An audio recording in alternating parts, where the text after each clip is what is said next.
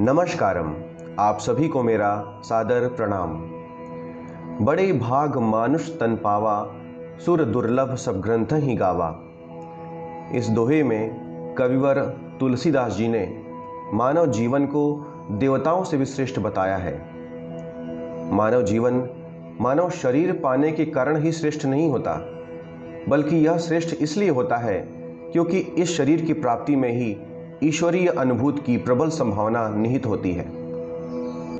किंतु अधिकांश मनुष्यों का जीवन मैं और मेरा एवं तू और तेरा जैसी संकीर्णता में ही व्यतीत हो जाता है। यह अत्यंत ही दुर्भाग्यपूर्ण है। अपरोक्षानुभूति के 26वें श्लोक में आचार्य शंकर ने इसी प्रकार के अज्ञान को समाप्त करने के लिए एवं ज्ञान प्राप्ति के लिए आत्मा के अन्य लक्षणों के बारे में बताया है।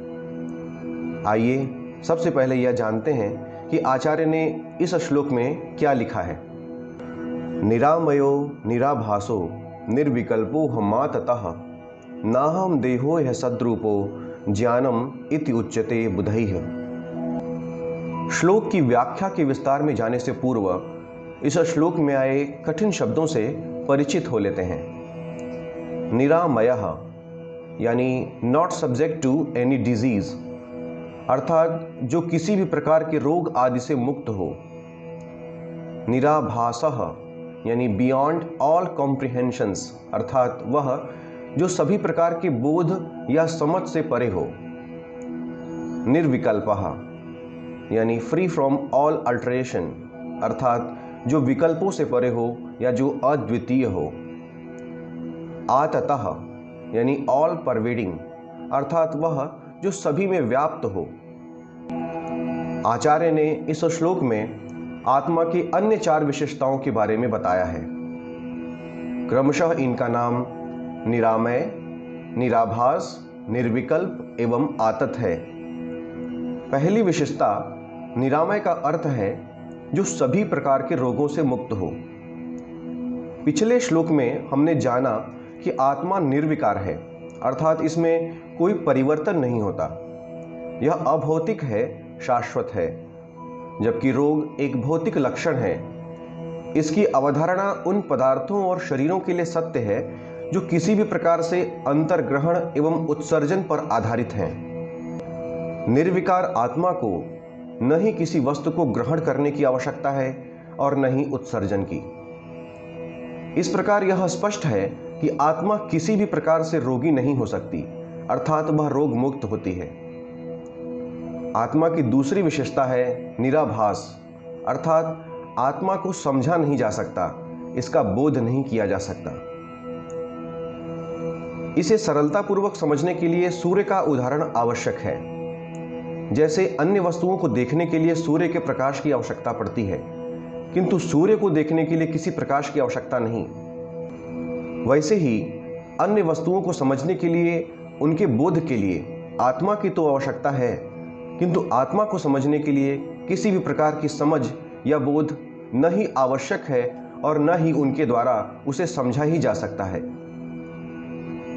देखिए, कोई भी रचना अपने रचयिता से श्रेष्ठ नहीं हो सकती।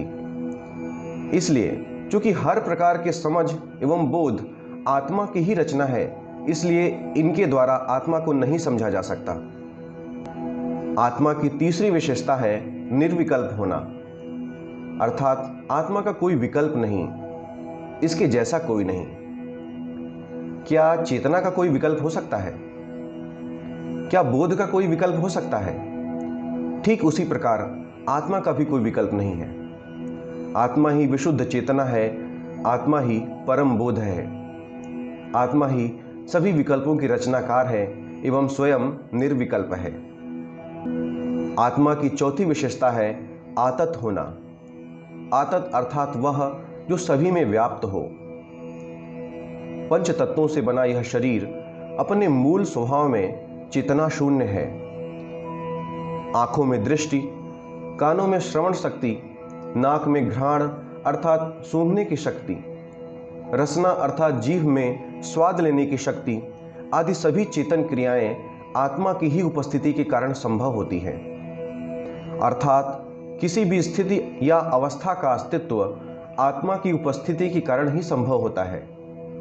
दूसरे अर्थों में आत्मा ही सृष्टि के अस्तित्व का आधार है, इसलिए निस्संदेह आत्मा सभी में व्याप्त है। आइए अब इस श्लोक का पूरा अर्थ देखते हैं। इसका अर्थ है कि मैं अर्थात आत्मा सभी प्रकार के रोगों से मुक्त हूँ, किसी भी समझ से परे हूँ, मैं निर्विकल्प हूँ एवं सभी में व्याप्त भी हूँ।